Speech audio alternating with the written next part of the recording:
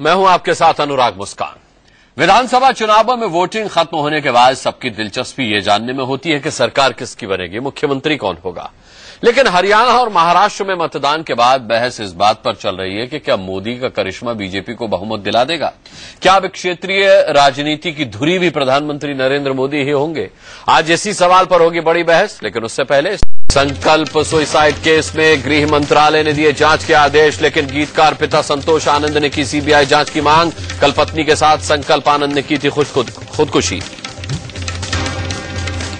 दिल्ली में फिर सामने आया रोड रेस का मामला। बाइक सवार युवकों ने स्पेशल सेल के एसीपी अमित सिंह के साथ की मारपीट। पुलिस ने 3 आरोपियों को किया गिरफ्तार, बाकियों की कर रही है तलाश। पाकिस्तान के पूर्व राष्ट्रपति ने फिर उगला जहर, कहा कश्मीरियों को भारत के खिलाफ भड़काने की है जरूरत। चीन को केंद्रीय गृह मंत्री राजनाथ सिंह की दो टूक, कहा भारत को कोई धमका नहीं सकता। चीन ने किया था अरुणाचल में सड़क निर्माण का विरोध। प्रधानमंत्री मोदी ने की श्रमेव जयते योजना की शुरुआत। पीएफ खाते में जमा 27,000 करोड़ लोगों का पैसा लौटाएगी सरकार। और पीएम के मिशन क्लीन इंडिया को मिला सचिन और योग गुरु का साथ। पीएम से मिलकर तेंदुलकर ने एक गांव गोद लेने की इच्छा जताई तो श्रमेव जयते योजना की शुरुआत। पीएफ खाते में जमा 27,000 करोड़ लोगों का पैसा लौटाएगी सरकार। और पीएम के मिशन क्लीन इंडिया को मिला सचिन और योग गुरु का साथ। पीएम से मिलकर तेंदुलकर ने एक गांव गोद लेने की इच्छा जताई तो बाबा रामदेव ने हरिद्वार में की साफ सफाई। हरियाणा और महाराष्ट्र में बीजेपी ने जब गठबंधन तोड़ने का ऐलान किया तब सबके मन में एक ही सवाल था कि दोनों राज्यों में तीसरे चौथे नंबर की पार्टी अकेले दम पर क्या कर पाएगी। प्रधानमंत्री नरेंद्र मोदी के नाम पर वोट मांगने का दांव भी अटपटा लग रहा था, क्योंकि 1 महीना पहले हुए विधानसभा उपचुनावों में बीजेपी औंधे मुंह गिरी थी।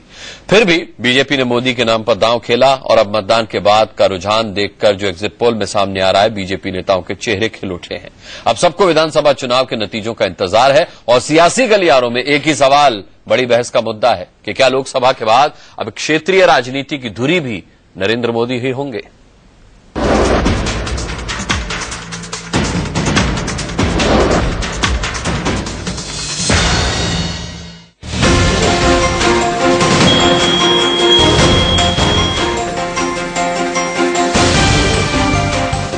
हरियाणा और महाराष्ट्र में मतदान के बाद जो रुझान मिल रहे हैं उनसे एक ही बात साफ होती है कि विधानसभा चुनावों में प्रधानमंत्री नरेंद्र मोदी ही मुद्दा है। वोटरों के सामने बीजेपी का चेहरा भी मोदी ही है।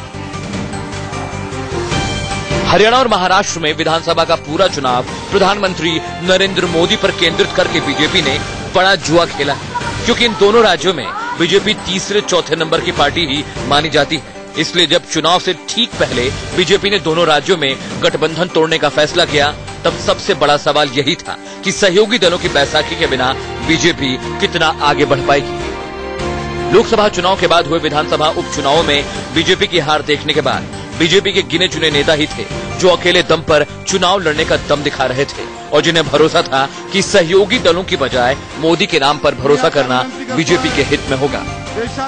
अनिल साहब, क्या होगा हजका के अलायंस के, क्या आप उसके पक्ष में?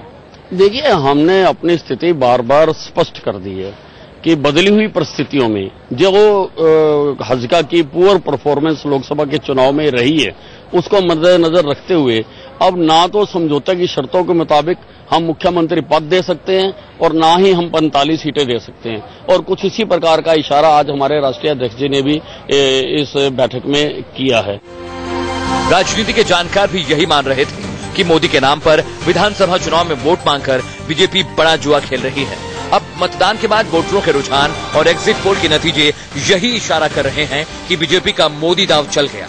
दोनों राज्यों में ज्यादातर लोग यही मान रहे हैं कि बीजेपी ही सबसे बड़ी पार्टी होगी। मैं तो ये कहता हूँ एग्जिट पोल कुछ भी कहे, मतलब वो तो हमारे फेवरेबल ही है, पर वो कुछ भी कहे तब भी जनता की पल्स हमने देखी है, जनता के नस को हमने आंका है और इससे पूर्ण बहुमत हमको मिलेगा। तो लोकसभा के चुनाव में जो एग्जिट पोल के नतीजे आए थे उससे ज्यादा सीटें हमारे यहाँ आई थी। इस बार भी हरियाणा में भी और महाराष्ट्र में भी भारतीय जनता पार्टी सरकार बनाएगी। सर्वे तो हर बार ही आते हैं, 2009 में भी इसी प्रकार के आए थे। 19 तारीख इंतजार करो, कांग्रेस की अच्छी स्थिति रहेगी। मोदी की अगुवाई में जब लोकसभा चुनावों में बीजेपी को बम्पर कामयाबी मिली, तब ये सवाल उठ रहा था कि जनता ने मोदी पर भरोसा जताया है या फिर यूपीए सरकार के 10 साल के शासन के खिलाफ गुस्सा। भ्रष्टाचार, महंगाई और कुशासन, ये 3 प्रमुख कारण बने जिसके कारण आज का ये परिणाम आया है। वास्तविक श्रेय के अधिकारी कौन है? अपने समाज के सब सामान्य लोग, उनके मन में था, उन्होंने किया। वो सब संगठन पहले भी थे, वो सब व्यक्ति भी पहले थे, वो दल भी पहले थे।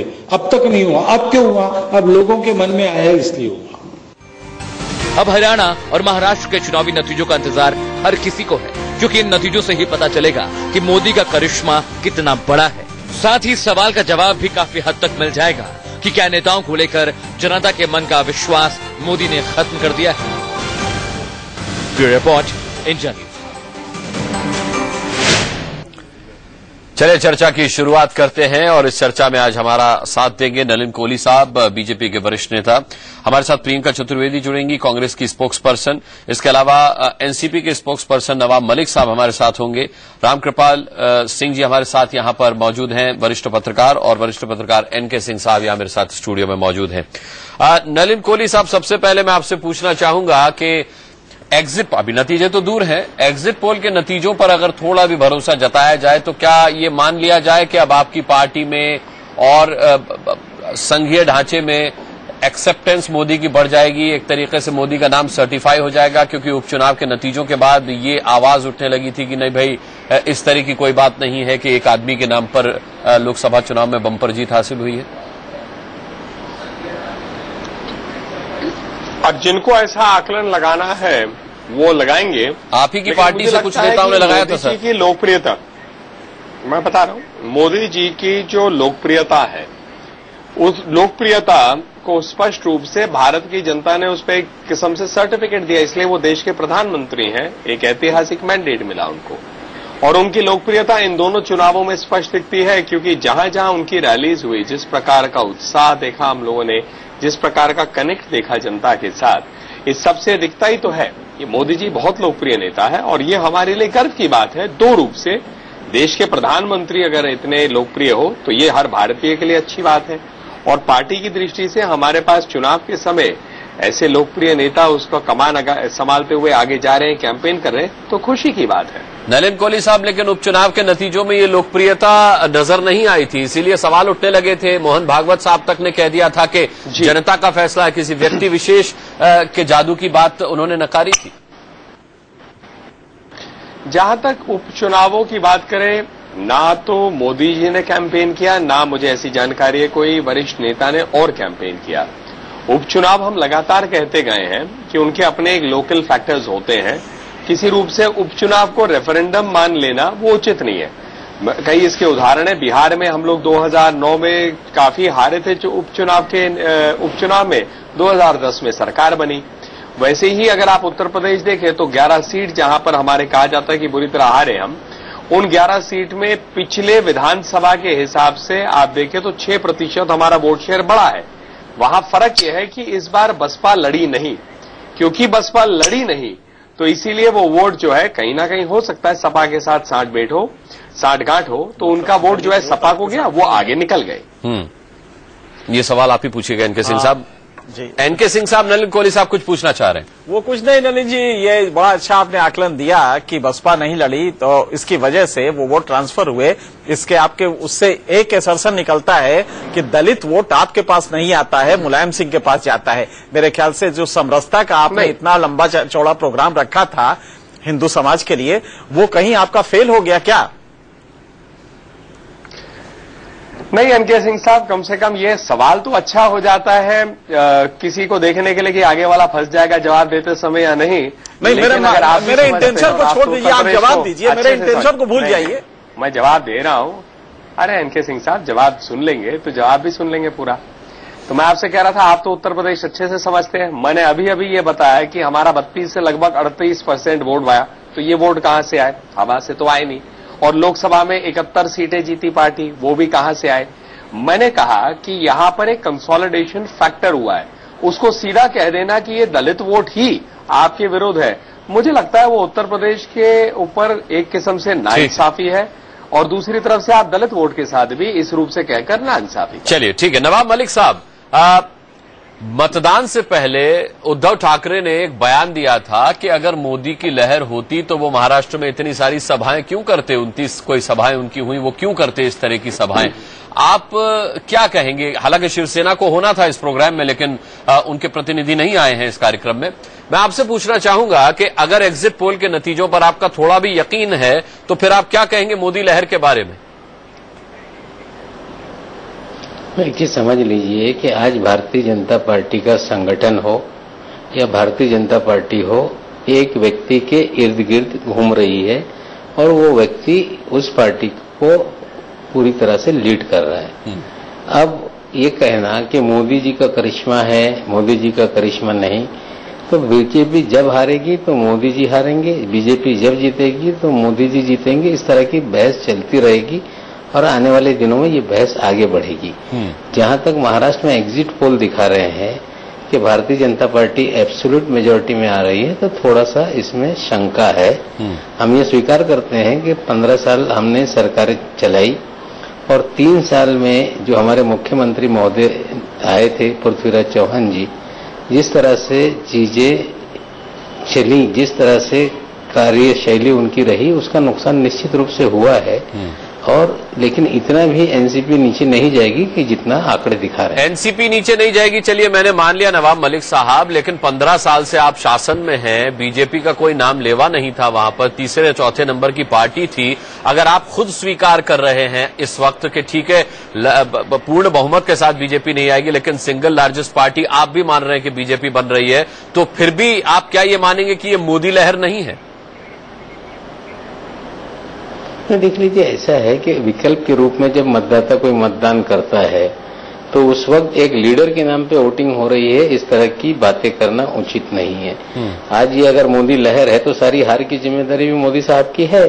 अगर एक पार्टी पूरी तरह से उनके शिकंजे में है, एक पार्टी पे खुद चला रहे हैं, पार्टी का अध्यक्ष उनका अपना है, सारे फैसले उनके जरिए हो रहे हैं, तो हार जीत का दोनों श्रेय लेना चाहिए। उपचुनाव में हारे भी वही है, अगर जीत होगी तो जीतेंगे भी वही, सभी चीजों की जिम्मेदारी लेना चाहिए। लेकिन कांग्रेसी कल्चर बीजेपी में आ रहा है, हारी तो पार्टी, जीते तो मोदी, ये अब कांग्रेसी कल्चर शुरू हो गया है। चलिए, प्रियंका जी मेरे साथ नहीं है वरना उनका रिएक्शन बनता था, लेकिन नलिन कोहली साहब, साफ तौर पर नवाब मलिक का कहना है कि एक ही आदमी के पंजे में है पूरी पार्टी, ये शब्द उन्होंने इस्तेमाल किए। शिकंजे में जहां तक मैं यूं कह सकता हूं, उसके 2 पहलू हैं। पहली बात है कि हाँ, मोदी जी प्रधानमंत्री हैं, हमारे बड़े सीनियर नेता हैं और लोकप्रिय नेता हैं, इससे ज्यादा क्या खुशी की बात हो सकती है। और किसी भी पार्टी में ऐसे जब नेता होते हैं तो उनकी पार्टी उनके अनुभव और उनके लोकप्रियता का फायदा तो लेती है, जनता से कनेक्शन होता है। नवाब मलिक साहब की तो पार्टी जो है वो तो एक परिवार पे आधारित है, इसीलिए एक रूप से वैचारिक रूप से डीएनए के रूप से आगे सोच की दृष्टि से कांग्रेस और एनसीपी की सोच समान है। जिस्म 2 अलग हो सकते हैं, रूह एक ही है, दिमाग एक है, दिल एक है। तो इसीलिए उनका ये फॉर्मूला हम पर लागू नहीं होता। हमारे यहाँ तो कभी भी कोई रिजर्वेशन हुई नहीं है एक परिवार विशेष के आधार पे। मोदी जी साधारण परिवार से हैं। अगर आप सारे कह रहे हैं आपके यहाँ कांग्रेस का कल्चर पनपने लगा है, जीते तो मोदी जी, हारे तो क्षेत्रीय नेता। ये आरोप जो है, मुझे लगता है कि वो चाहेंगे कि हमारे यहाँ कांग्रेस कल्चर हो, ताकि उनको ऐसा लगे कि जो जिस कल्चर के साथ इतने दिन रहे वो देश से हट ना जाए। लेकिन वो कल्चर तो मुझे लगता है वोट ही उसके लिए पड़ा, कि जो वोट है बदलाव के लिए था, कि जिस समान रूप से कांग्रेस या उनके अलाइज ने काम किया वैसे देश कभी ना फिर से चले। नवाब मलिक साहब की आकांक्षाएं जो है कम से कम पूरे हो। नवाब मलिक साहब, आपको बीजेपी में कांग्रेस कल्चर नजर आने लगा है? लाइटर नोट पे पूछ रहा हूं, क्या पोस्ट पोल अलायंस की तैयारी हो रही है आपने और बीजेपी में? आपको इनमें कांग्रेस नजर आने लगी है जो 15 साल तक आपके साथ ही रहे? बिल्कुल नहीं। हम बीजेपी के साथ कोई गठबंधन पहले भी नहीं था, बाद में भी नहीं होगा। हम इनके साथ कोई सरकार में नहीं रहेंगे, मैं स्पष्ट रूप से कह रहा हूं। और 15 साल से ये चर्चा होती रही है, हमने बातों को साफ किया है। और ये भी इस तरह से चर्चा बंद होनी चाहिए, हम सबसे विनती करते हैं। अच्छा ठीक है नवाब मलिक साहब, लेकिन क्या आप इस बात को स्वीकार करेंगे कि आपका और कांग्रेस का गठबंधन टूटा, उसका भी फायदा बीजेपी को मिला है? देखिए, मैं स्पष्ट बोलता हूं कि गठबंधन टूटना ये भारतीय जनता पार्टी पहले से मन बना चुकी थी। हमारे पृथ्वीराज चौहान साहब जो हैं वो भी अलग चुनाव लड़ना चाहते थे। उन्हें लोगों ने समझा दिया था कि आपकी इमेज पे पूरी तरह से मोदी से बड़ी आपकी इमेज है, तो वो गलत फहमी में थे और ये साले हालात उन्होंने बनाए। 3 साल तक वो उनका कोई प्रतिनिधि नहीं है, मैं ज्यादा बोलना नहीं चाहता, लेकिन उनके जो कार्यशैली थी, कांग्रेस चीजों को लटका के रखने का जो कांग्रेस का तरीका था, उसका बहुत बड़ा नुकसान हुआ है, ये हम स्वीकार करते हैं। वो नुकसान हुआ है, स्वीकार करते हैं। रामकृपाल सिंह जी, ठीक है, मोदी के शिकंजे में है एक पार्टी जो है एक आदमी के शिकंजे में है, ये नवाब मलिक साहब भले ही कहें, नलिन कोहली साहब कहें कि नहीं इस वक्त जीत का माहौल है और पूरी जिम्मेदारी मोदी जी के ऊपर है।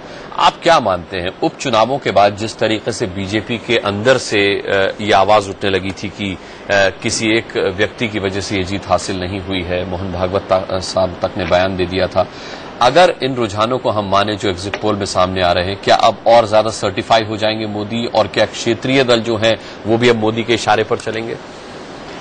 देखिए, आज का जो आपका टॉपिक मूल टॉपिक तो यही है ना कि क्षेत्रीय, क्या मोदी ही धुरी होंगे क्षेत्रीय राजनीति की, जैसा आपने कहा था। थोड़ा हम बहस को देख रहे थे कि डिरेल हो रही है बात। देखिए, ये नहीं है कि मोदी को बार बार प्रमाण करने की जरूरत है या पॉलिटिशियन की टिप्पणी से जनता अपनी राय बनाती है, यह गलतफहमी बार बार इस चुनाव में जनता यह साबित कर चुकी है। बात देखिए, ये नहीं है कि मोदी को बार बार प्रमाण करने की जरूरत है या पॉलिटिशियन की टिप्पणी से जनता अपनी राय बनाती है, यह गलतफहमी बार बार इस चुनाव में जनता यह साबित कर चुकी है कि आप लोगों की राय और इंटेलेक्चुअल की राय से वो अपना मन नहीं बनाता है, क्योंकि जब उसका फैसला आता है तो सारे लोग हतप्रभ रहते हैं, अरे हमने तो सोचा ही नहीं था। तो मेरा ये कहना है कि देखिए, अभी तक बात ये हो रही थी, हम लोग हमेशा राजनीति को व्यक्ति केंद्रित क्यों मानते हैं? सच्चाई जो होती है, जो जमीनी सच्चाई है, वो सच्चाई आज की हालात सोशियो इकोनॉमिक रियलिटी है। मोदी ने उस रियलिटी को पहचाना और इसीलिए मोदी सफल हो रहे हैं। कल को मोदी रहेंगे नहीं रहेंगे, कोई दूसरा आएगा। सीधी सीधी एक बात है कि जो पैमाने आज के 10 साल, 15 साल, 20 साल पहले थे, जिन पैमानों पर आप आंकते थे और सरकारें, क्षेत्रीय पार्टियां बनी थी, वे सब सारी चीजें लोकसभा चुनाव में ध्वस्त हो चुकी हैं। अभी सच्चाई को मान लीजिए, और अभी तो चूंकि एग्जिट पोल है इसलिए हम उसको नहीं मानते कि जो भी है, लेकिन 19 तारीख को ही पता चल जाएगा। और जिस दिन याद होगा आपको कि उत्तर प्रदेश का बाई इलेक्शन हुआ था, उस दिन सारा का सारा पूरे ऐसे रिएक्शन आ रहा था जैसे ये मोदी का फ्लेवर है, मोदी लहर खत्म हो गई और ऐसा हुआ वैसा हुआ। उस दिन भी मैंने एक जगह टिप्पणी की थी किसी चैनल पर, मैंने कहा था आज जो आपको ये पूर्वा हवा की आंधी दिखाई पड़ रही है, वेट कीजिएगा 19 तारीख को पछुआ हवा चलने लगेगी। और अभी तक का जो आप सारा मीडिया से जो आ रहा है वो होने जा रहा है। तो देखिए, ये है एक सीधी बात है, क्षेत्रीय राजनीति की जरूरत इसलिए थी कि आम जनता जो वहां का क्षेत्र का आदमी है उसको लगता था कि ये हमारे एस्पिरेशंस पूरा करने में मदद करेगी। जातिवाद भी आदमी इसलिए अपनाता है, उसको लगता है कि इससे हमारा सामाजिक आर्थिक हित समर्थित होगा। लेकिन जब आज एक नया युवक जो है वो देखता है कि मेरे बाप को क्या मिला, वो पिछले 30 साल से जातिवाद की राजनीति का समर्थन करता रहा, उसे क्षेत्र से क्या मिला, तो उसको लगता है कि ये सब नाकारा चीजें हैं। इसलिए पहली बार अभी जो दलित और मायावती की बात हो रही थी, उत्तर प्रदेश के सीधे दलित युवकों ने कहा कि मेरे पिताजी नहीं वोट देंगे लेकिन मैं मोदी जी को वोट दूंगा। ये लाइव दिखाया गया था। तो आप इस चीज को देखिए ना कि सीधी सीधी बात है, दुनिया में जितने भी सच हुए हैं वो एक आदमी ने किया है, कोई ग्राम पंचायत बुला करके फैसला नहीं किए करके हुआ था। जेम्स वाट भाप में ताकत होती है, ये जेम्स वाट अकेले ने पता किया था। पृथ्वी गोल है, ये गैलीलियो और कोपरनिकस ने किया था, किसी ग्राम पंचायत को बुला करके नहीं फैसला किया गया था। सीधी बात है, जो व्यक्ति इस सच्चाई को पहचानेगा कि आज का ये बहुसंख्यक यूथ जो है, बहुसंख्यक जनता जो है, उसके एस्पिरेशंस जो हैं अब वो रीजनलिज्म, कास्टिज्म को तोड़ रहे हैं। तो अपने आप ये जो राजनीति अपने आप इरेलीवेंट होने जा रही है, उस समय जो भी आदमी खड़ा होकर के समय को समझ करके आगे बढ़ेगा, वो राजनीति में सफल होगा। सन 75 में जयप्रकाश नारायण थे, उनका जो नारा था वो तमाम क्षेत्रीयता को तोड़ते हुए ही नारा था, दाम बांधो जनेऊ तोड़ो। और याद होगा आपको कि पहली बार हिंदुस्तान में संघ और समाजवादी पार्टी को एक मंच पर लाने का काम जयप्रकाश जी ने किया था। कुल मिलाकर के नवाब मलिक साहब, अगर हम बात को समझने की कोशिश करें रामकृपाल जी के, तो आपको ये मानना होगा कि अब क्षेत्रीय दलों को अपनी राजनीतिक दिशा और दशा तय करने के लिए समीक्षा की जरूरत है। देख लीजिए, ऐसा है, जो कोई भी राजनीतिक दल होता है अपनी विचारधारा अपने कार्यक्रमों के आधार पे चलती है। ठीक है, कभी वो कमजोर पड़ती है और वही कभी कभी बहुत आगे निकल जाती है। एक चुनाव से पूरी तरह से आकलन करना कि बस अब मोदी में देश हो गया है, मुझे लगता है ये आकलन गलत है। ये देश लोकतांत्रिक व्यवस्था में है, एक व्यक्ति कर ले और पूरा देश वही मानेगा। अगर इस तरह से रामकृपाल जी बहस को आगे ले जा रहे हैं तो हमें लगता है ये देश लोकतांत्रिक व्यवस्था में है, हिटलरशाही में नहीं है। ठीक है, प्रियंका चतुर्वेदी हमारे साथ फोन लाइन पर इस वक्त जुड़ रही हैं, कांग्रेस की स्पोक्सपर्सन। एक मिनट में एक सवाल कर लूं? जी कर ली। जनता ने जो ये फैसला सुनाया है वो लोकतंत्र का फैसला है या तानाशाही का फैसला है? नवाब मलिक, मैं तो इसकी बात सिंपल कह रहा हूँ कि जो जनता ने जो फैसला सुनाया है, मैं उसकी बात पूछ रहा हूँ। ठीक है ना, ठीक है, मैं तो लोकतंत्र की बात कर रहा हूँ। यही नहीं सुने, मोदी साहब लोकतांत्रिक तरीके से ही चुने गए हैं भाई साहब। सुन लीजिए रामकृपाल जी, यही संघ के लोग लव जिहाद से लेके सब कुछ उत्तर प्रदेश में ध्रुवीकरण करने के लिए राजनीति कर रहे थे, लेकिन देश के उत्तर प्रदेश की जनता ने वो सारा लव जिहाद, दंगा, मुजफ्फरनगर सब तोड़ के भारतीय जनता पार्टी को वही पटकनी दे दी।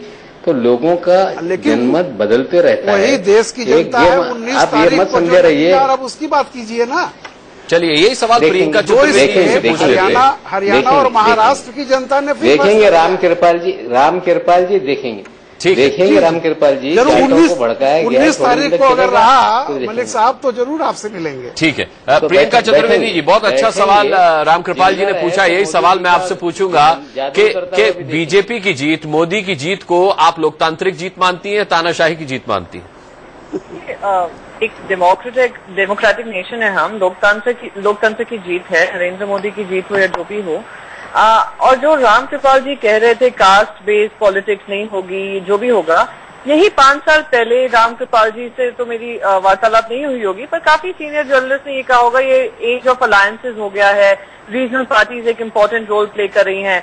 और आज जो आप रीजनल पार्टीज को डिस्कार्ड कर रहे हैं, आपको समझना जरूरी है कि ये रीजनल पार्टीज भी रीजनल एस्पिरेशंस कैरी करती हैं अपने साथ। ये नहीं है कि आप अगर आज नरेंद्र मोदी जी की जीत हुई है, सेंटर में जीत हुई है, राज्यों में अगर होती है, तो हम ये कह सकते हैं कि हो सकता है इस बार नरेंद्र मोदी की जीत हुई हो, पर 5 साल आगे जाकर फिर से सत्ता पलट सकती है। तो ये कहना कि लोकतंत्र की जीत तो है, पर उससे ज्यादा ये कहना कि नहीं रीजनल पार्टीज का एंड है या कास्ट बेस्ड पॉलिटिक्स। आप तो प्रियंका जी अपनी बात कीजिए, रीजनल पार्टीज की बात ही मत कीजिए। जहां पर कांग्रेस जिस राज्य में तीसरे चौथे नंबर पर आई, उसके बाद सालों हो गए पलट करके वापस ही नहीं आ पाई, सुपड़ा ही साफ हो गया। नहीं, देखिए ऐसा है, आपका सवाल मुझसे रामकृपाल जी के सवाल को लेकर था, इसलिए मैंने जवाब दिया आपको। हाँ। अब आप कांग्रेस की अगर पूछ रहे हैं तो मैं कांग्रेस का जवाब दे देती हूँ। ठीक है, कांग्रेस का जवाब मैं आपसे लूंगा। प्रियंका जी, एक मिनट। प्रियंका जी, मैंने कभी नहीं कहा कि रीजनल, मैंने, आपने शायद मेरी बात सुनी भी नहीं ध्यान से। मैंने कहा कि जो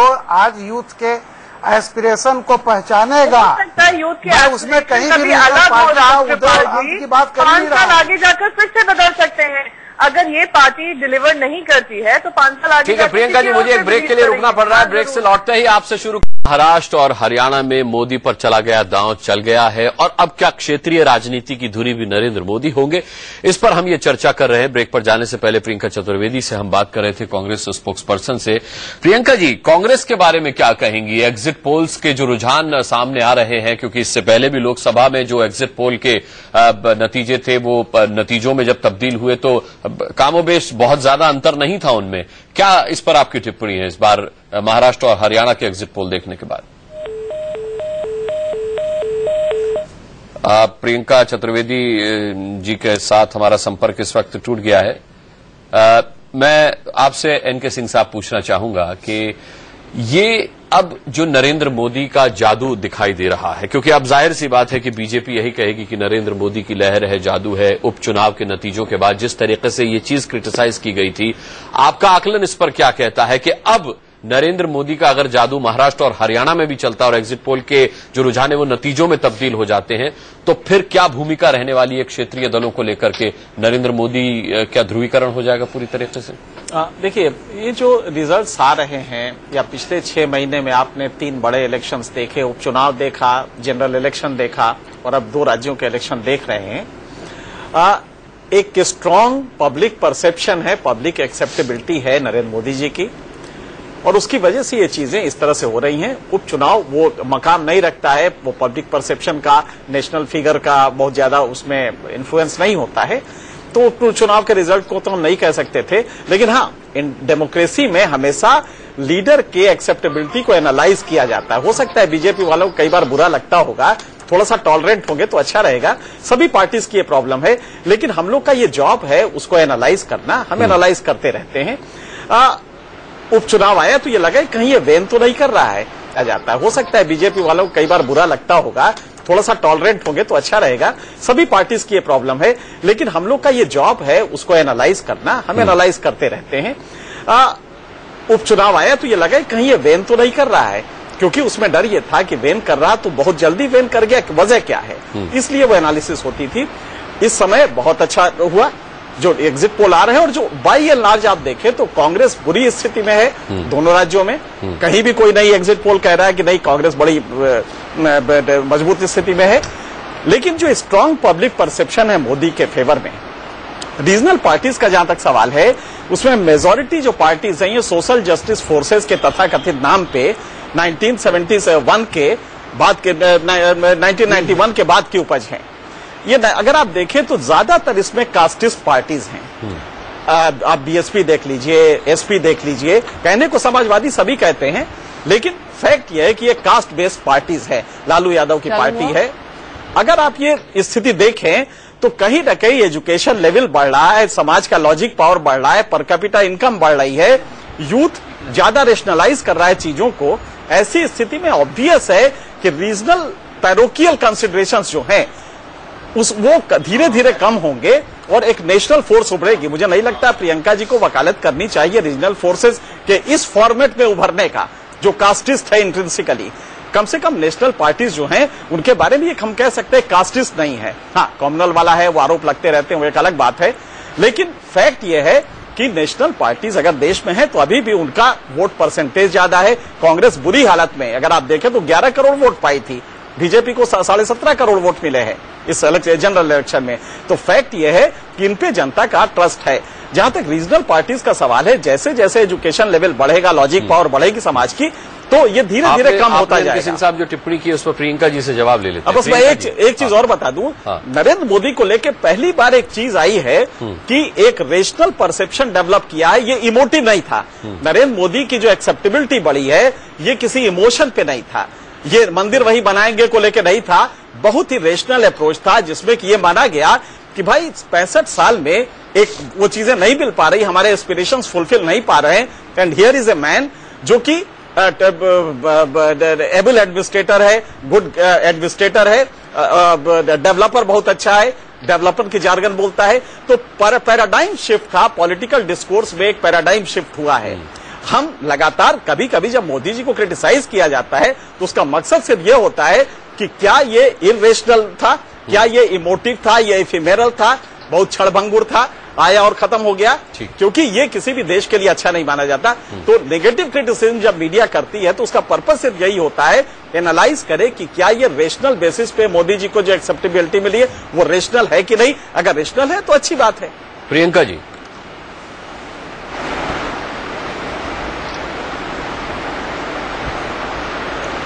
सिंह जी ने बहुत सारे पॉइंट्स बोले हैं। मुझे एक ही पॉइंट उन्होंने जब मेरा नाम लेकर कहा है कि वो मेरे को रीजनल पार्टीज के लिए बैटिंग नहीं करनी चाहिए, मैं उनको बहुत स्पष्ट तरीके से कह दूं कि हम नेशनल पार्टी हैं, पर हम जो रीजनल पार्टीज हैं उनको अनदेखा नहीं कर सकते हैं। तो अगर मैं उसके बारे में बात कर रही हूं तो उनको दर्द क्यों हो रहा है मुझे समझ में नहीं आ रहा। नहीं, मुझे कोई दर्द नहीं हो रहा, आप बिल्कुल मेरे दर्द से ना परेशान हो। कही थी कि हम तीसरे नंबर पे हैं, कहाँ पे हम तीसरे नंबर पे हैं मुझे नहीं। सिंह जी आपने बहुत बोल लिया है। सिंह जी मुझे बोलने का मौका दीजिए, मैं आपकी सुन रही थी, मुझे बोलने का मौका दीजिए प्लीज, रिक्वेस्ट है आपसे। जी जी प्लीज बोलिए। Thank you. अनुराग जी आपका एक और सवाल था कांग्रेस को लेकर। जी मैंने सवाल किया था कि तीसरे चौथे नंबर पर जब भी कांग्रेस किसी राज्य में खिसकी है तो वापसी मुश्किल रही है।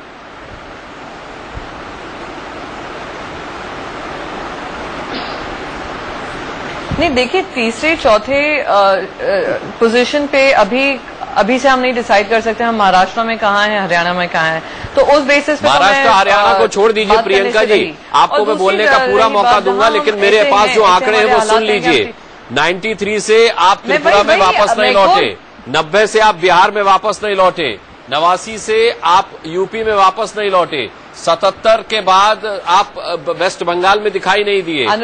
आप सुनिए 69 के बाद आप तमिलनाडु से साफ हो गए। और सबसे बड़ी बात कि मध्य प्रदेश में जवाब देने का मौका नहीं देते। नहीं, मैं पूरा मौका दूंगा। मैंने आपसे कहा ना, मध्य प्रदेश और छत्तीसगढ़ में जहाँ जनता के पास कोई विकल्प नहीं है आपके सिवा बीजेपी के सामने, वहां भी आप रिपीट नहीं हुए 15 सालों से। ये स्थिति है कांग्रेस की। और इस चुनाव में आप 29% से 18% पे आ गई।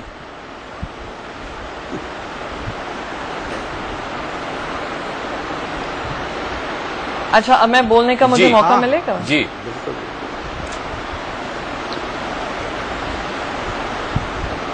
हाँ, थैंक यू। आपने मुझे सारे आंकड़े सुनाए, सारी हमारी पोजीशन बताई, हमारी स्थिति बताई। बहुत अच्छा होता अगर आपने बीजेपी की बहुत सारे राज्यों में स्थिति बताई होती, पर क्योंकि आपने कांग्रेस को लेकर पूछा था, आपने मुझे मेरा जवाब भी पूरा करने नहीं दिया था। मैं आपको बस 2-3 चीजें यहाँ पे कहूंगी। जहां हम आप पहले सवाल पूछ लीजिए सारे, मैं एक साथ मैंने पूछ लिया, बहुत सारे सवाल हो गए, अब आप जवाब दीजिए।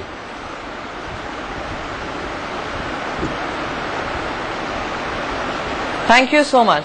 और रिक्वेस्ट होगा कि आप बीच में इंटरप्ट ना करें जी। तो हाँ, हम दूसरे नंबर पे जहां हैं, हम हर तरीके से कोशिश करेंगे कि हम वापस सत्ता में लौटें। ऐसा नहीं है कि राजस्थान में हम ऐसी हमारी हालत होगी या मध्य प्रदेश में ऐसी हालत होगी। अभी भी हम सेकंड हैं, तो हमें कोशिश ये करनी है कि उसको कंसोलिडेट कर फिर से नंबर 1 पोजीशन पे आए। ये डेमोक्रेसी है, कभी किसी का पल्ला भारी होता है, कभी किसी और का।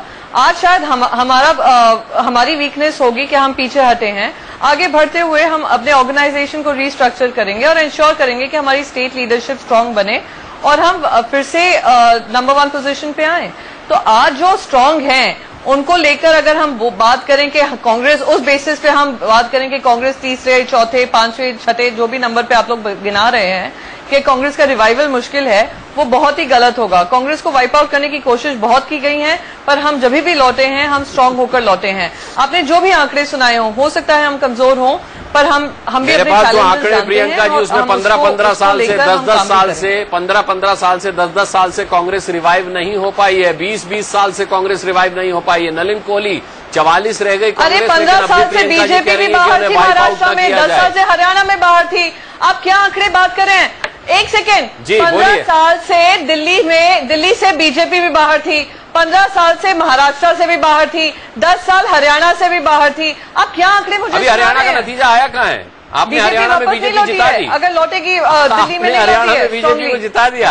अभी महाराष्ट्र हरियाणा के बता रही हूँ, अगर हम एग्जिट पोल्स को भी, अगर हम, उत्तर प्रदेश आप मुझे जवाब देने नहीं दे रहे हैं। अगर पूरा डिस्कशन इस बेसिस पे है कि कांग्रेस बीजेपी स्ट्रांग लौटी है, तो मैं आपसे बस पूछना चाह रही हूँ, 15 साल से सत्ता से बाहर थी, 15 साल से दिल्ली में बाहर थी, 10 साल से हरियाणा में बाहर है, राजस्थान में आप देख लीजिए, कर्नाटक में आप देख लीजिए, आप 25 साल से बाहर हैं। खेल करेंगे तो हम भी बीजेपी के आंकड़े गिना सकते हैं। प्रियंका जी, लेकिन आप और उस बेसिस पे कांग्रेस को जज करना बिल्कुल गलत है। नहीं, मैं तो कह रहा हूँ यूपी में आप 25 साल से बाहर हैं, वहां तो आपकी पार्टी रिवाइव नहीं हो पाई अभी तक, बाकियों की तो आप बात ही छोड़ दीजिए।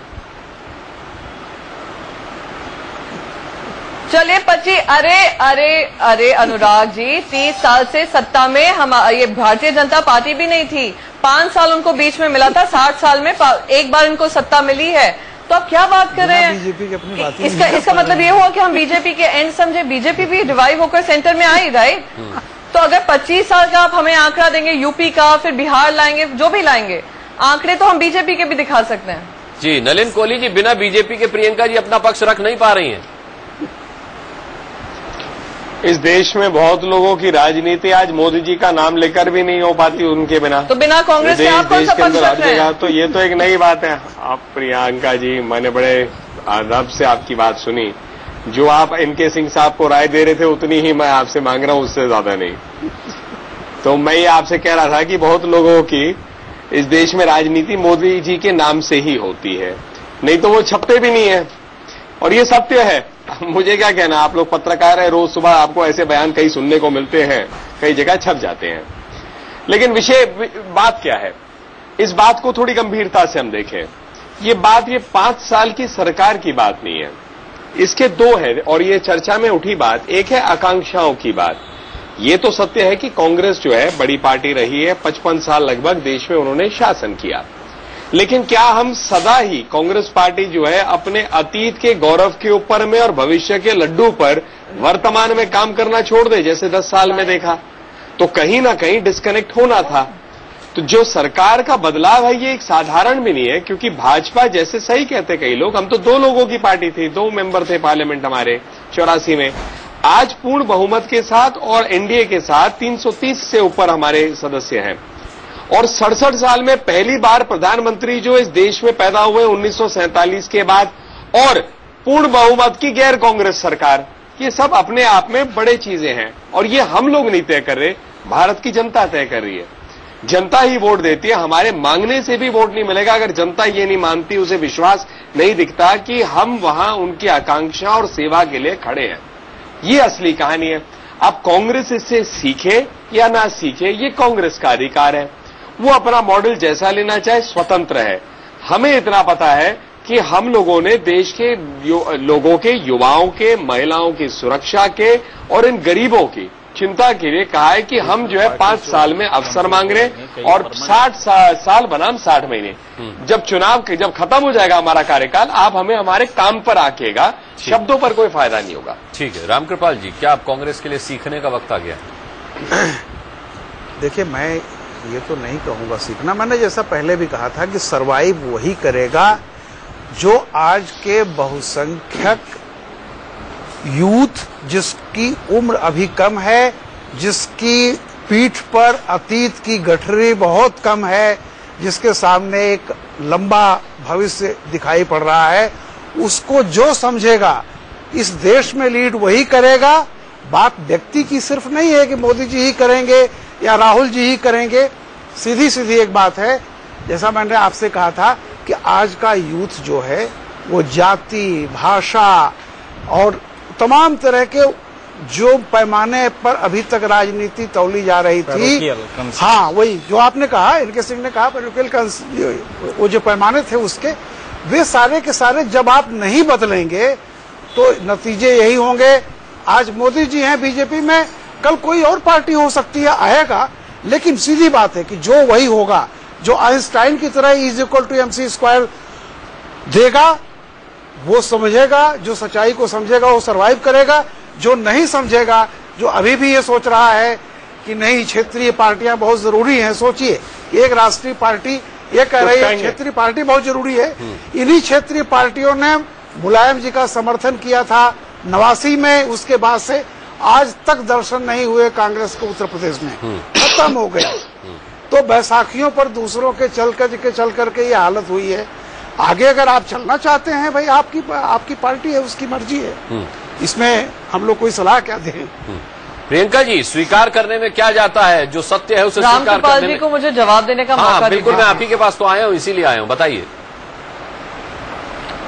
मुझे ये नहीं समझ में आ रहा अनुराग जी, एक सेकेंड, मुझे एक भी बात ये नहीं समझ में आया कि आपको किस तरीके से लगा कि हम लोग सीखने को तैयार नहीं हैं। दूसरी बात, अगर आप मुझे आंकड़े दे रहे थे 15-15 साल से हम मध्य प्रदेश से बाहर हैं, तो मैंने बस आपको बताया कि ये हाल तो बीजेपी का भी है। तो अभी तक महाराष्ट्र के चुनाव कंप्लीट नहीं हुआ, रिजल्ट्स आए नहीं है, तो वही मैंने आपको आंकड़ों से कंपैरिजन किया। तीसरा सवाल मैं रामकृपाल जी से कहना चाहूंगी, मैंने ये नहीं कहा कि एज अ नेशनल पार्टी हम रीजनल पार्टीज की मदद लेकर आगे बढ़ेंगे।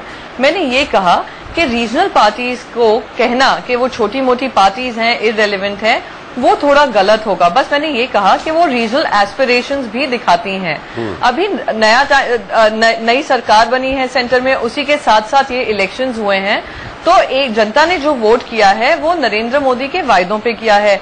अगर वो वायदे पूरे नहीं कर पाए तो यही जनता उनके खिलाफ भी वोट करेगी। मैंने कहीं भी ये नहीं कहा कि हम आपका सजेशन नहीं कबूल करते हैं, एनके सिंह जी का सजेशन कबूल नहीं करते हैं, या भारतीय जनता पार्टी का सजेशन कांग्रेस को लेकर नहीं कबूल करते हैं। हम ओपन टू सजेशंस हैं, पर किसी और को डिस्कार्ड करना, उससे मैं सहमत नहीं हूं। नहीं प्रियंका जी, लेकिन सवाल ये है, मैं एक वाक्य जोड़ दूं इसमें। वो जोड़ दीजिए। मैं इतना ही कहना चाहता था, लेकिन जो लोग देश हित में तारीफ कर देते हैं प्रधानमंत्री जी का, उनका पद तो मत ले लीजिए। स्वच्छ भारत तो हमारा मतलब ऐसा है, देश हित का प्रोग्राम है, कोई भाजपा का तो प्रोग्राम है नहीं। तो इसीलिए सुझाव लेते समय जो लोग अच्छा जुड़ना चाहते हैं कार्यक्रमों से देश हित में, उनके साथ नाइंसाफी से देश तो आगे बढ़ेगा नहीं। शशि थरूर की बात कर रहे हैं प्रियंका, और किसकी बात कर रहे हैं हम? कोहली जी, अगर तुच्छी राजनीति भी बंद कर दें तो शायद हम सब जुड़ेंगे साथ में। तुच्छी राजनीति छोड़ देंगे तो शायद हम सभी जुड़ेंगे साथ में। अच्छा ये बताइए, 14 नवंबर को नेहरू जी की जन्मतिथि और 19 नवंबर को इंदिरा गांधी जी की जन्म तिथि पर स्वच्छ भारत स्कूलों में मनाया जाएगा, तो क्या आप इसका विरोध आप करने वाले और जो इसके समर्थन में आ रहे हैं उनको पार्टी से निकालने वाले हैं क्या? आपने तुच्छ की बात की तो मुझे ये सवाल उठना मुझे लगता है लाजमी है। तो इंदिरा गांधी जी की जन्म तिथि पर स्वच्छ भारत स्कूलों में मनाया जाएगा, तो क्या आप इसका विरोध आप करने वाले और जो इसके समर्थन में आ रहे हैं उनको पार्टी से निकालने वाले हैं क्या? आपने तुच्छ की बात की तो मुझे ये सवाल उठना मुझे लगता है लाजमी है। सबसे पहले नलिन कोहली जी मुझे एक बहुत नलिन कोहली जी, क्योंकि आपने ये मुद्दा उठाया, मैं आपको भी याद दिला देना चाहूं, बिहार में एक प्रवक्ता हुआ करते थे भारतीय जनता पार्टी के, उन्होंने नरेंद्र मोदी के खिलाफ काफी कुछ कहा था। उनको आप ही की पार्टी ने, डिसिप्लिनरी कमेटी ने उनको निकाल दिया था, पार्टी से बाहर कर दिया था। तो अगर आप इस तरीके की बात करेंगे, आप इंडिया की बात लेकर करेंगे, तो हम सब आपके साथ हैं, सब सरकार के साथ है। पर सरकार अगर अपनी तुच्छी राजनीति, बीजेपी वाली राजनीति छोड़ेगी तो हम सब उनके साथ बने रहेंगे। दिक्कत यह है कि अगर नरेंद्र मोदी विकास की बात करते हैं और विकास के नाम पर उन्हें वोट मिल रहा है, तो जब तक उनकी सरकार है और जहां जहां इस दौरान चुनाव होंगे, फिर नरेंद्र मोदी के नाम पर मुझे लॉजिक समझ नहीं आया। वैसे कांग्रेस को इसमें क्या मिलेगा? फिर आपका तो पूरी तरह सफाया हो जाएगा, इसका मतलब। पता नहीं अगर एनके साहब या रामकृपाल जी को समझ आया हो। नहीं, मुझे एक चीज और, टेंशन आप ना लीजिए, आप अपनी पार्टी को लेकर, आप अपनी पार्टी का धैर्य रखें, अपने पार्टी को संभालें, आप कांग्रेस की ना संभालें, वो हम देख लेंगे। चलिए, हमारी इच्छा भी नहीं, हम तो चाहते हैं जैसे आप संभालते रहिए। एनके सिंह, हम तो इंटरफेयर करना भी नहीं चाहेंगे। एनके सिंह साहब, मैं जानना ये चाहता हूँ कि जिस तरीके बिल्कुल ठीक है। Thank you so much Nalin ji, thank you very much BJP, thank you. एक सीधा सा सवाल एनके सिंह साहब, क्या क्षेत्रीय पार्टियां जो कमजोर होती हुई नजर आ रही हैं, ये अब कमजोरी रहेंगी, कभी शक्ति में नहीं आ पाएंगी, कभी ताकतवर नहीं हो पाएंगी? नहीं, देखिए भारत में ये जो मैं फिर दोहरा रहा हूँ, ये रीजनल पार्टीज जो बनी थी तथाकथित सोशल जस्टिस फोर्सेस के नाम पे, ये पोस्ट मंडल डेवलपमेंट था। आपने देखा होगा मंडल कमीशन के बाद से जिस तरह से समाज में एक अजीब सा नाराजगी हुई, बट गया समाज, जाति के आधार पर बटा, उसमें का इमरजेंस है जिसको कि सोशल जस्टिस फोर्सेस कहा गया। फैक्ट ये था कि वो जातिवादी आधार पे आई थी, वो सारा इमरजेंस आप देख लीजिए, बीएसपी को छोड़ के, जो कि 1984 में बीएसपी का जन्म हुआ था, और वो भी जब बीएचपी ने राम मंदिर शुरू किया, ठीक उसी दिन 1984 में ही राम मंदिर का आंदोलन शुरू होता है, और वहीं पे काशीराम बीएसपी को पैदा करते हैं, वहां से ही सिलसिला शुरू होता है। Regional parties by and large जो प्रियंका जी शायद मेरी बात पूरी तरह नहीं वो कर पाई, अप्रिशिएट नहीं कर पाई, बाई एंड लार्ज वो किसी रेशनल इश्यूज पे नहीं खड़ी हुई हैं, वो जातिवादी आधार पे हैं। देश में ये माना जाता है कि जैसे जैसे आप अर्बनाइजेशन करेंगे, लॉजिक पावर बढ़ेगा समाज का, ये जाति वगैरह खत्म होगा। दुनिया के तमाम मुल्कों में खत्म हुआ है, यहां भी खत्म होगा। तो अब ये माना जा रहा, वो स्टेज आ गई है, मीडिया काफी ज्यादा रीच मीडिया का हो गया है। आप रोज शाम को स्टूडियो डिस्कशन देते हैं, प्रियंका जी अपनी बात कहती हैं, नलिनी जी अपनी बात कहते हैं, हम लोग थोड़ा बहुत भी उसमें जोड़ते हैं, गलत या सही। तो कुल मिला के ये होता है कि उसका तर्क शक्ति उसकी बढ़ रही है। तो अब जब वो देखता है कि नहीं, अपने नेताजी को, जाति वाले नेताजी को जब ने वोट दिया लेकिन नौकरी तो लगी नहीं, तो वो ये देखता है कि अब हम किसकी तरफ देखें। तो इस बार उसने नरेंद्र मोदी जी की तरफ देखा और ये पाया कि नहीं, हियर इज ए मैन जो कि हमारे एस्पिरेशंस को शायद फुलफिल कर सके। अब ये अगले 5 साल में लगातार ये एनालिसिस होता रहेगा और ये दोनों चलेगा। अगर इसमें सक्सेसफुल रहे नरेंद्र मोदी तो ये कास्टिस्ट फोर्सेस जो हैं ये पलायन कर जाएंगी, ये वेन होंगे, कम होती जाएंगी। लेकिन अगर इसमें कहीं भी चूक होती है और उन एस्पिरेशंस पे आप नहीं जाते हैं, आप आलू का बागदान, शायद राहुल गांधी से हुई जी नहीं, उसके बाद एक वर्ड क्रिएट होता है। राहुल गांधी का केस यही था। आप देखें, कांग्रेस का एक शून्यता क्रिएट हुई, डिस्कनेक्ट था गवर्नमेंट की पॉलिसी में और कैडर में। कैडर प्राइम मिनिस्टर से नहीं मिल पाता था, 10 जनपद नहीं जा पाता, तो जो डिस्कनेक्ट था उसकी वजह से अच्छी पॉलिसी जो थी वो शायद जनता में नहीं जा पाई। मनरेगा बहुत अच्छा था, सर्व शिक्षा अभियान था, एनआरएचएम था, ये बहुत अच्छे प्रोग्राम थे, लेकिन वो मैसेज में गए नहीं क्योंकि डिस्कनेक्ट था। तो यही वजह है, घोटाले के शिकार भी हो, उसके बाद घोटाले पे घोटाले होते रहे। और उसमें जो टॉलरेंस था, कांग्रेस गवर्नमेंट का जो टॉलरेंस था उसको लेके या कई बार बचाने की कोशिश, इसने जनता को और नाराज किया। तो उसी वॉइड को फिल करने के लिए नरेंद्र मोदी का इमरजेंस होता है। बड़ा प्लेन सही है लॉजिक, इसमें मुझे नहीं लगता कि प्रियंका जी को कोई ऐतराज होगा, क्योंकि ये टैक्टिकल एरर था जो कि कांग्रेस ने किया। प्रियंका जी कोई ऐतराज? कांग्रेस एक चीज और बता दे प्रियंका जी, आपने एक लॉजिक में, आपका एक प्रेमाइस गलत था। बीजेपी को जब आप कहती है कि 15 साल से नहीं थी, तो कहीं भी ऐसी स्थिति नहीं आई बीजेपी की कि वो एकदम इमेसिएट करके 44 पे पहुंच गई हो। ऐसा किसी भी स्टेट में नहीं हुआ है। अगर वो रही है तो सेकंड लार्जेस्ट पार्टी रही है, कभी गवर्नमेंट में रही, कभी सेकंड रही है, इतना ही अंतर पड़ा है। प्रियंका जी,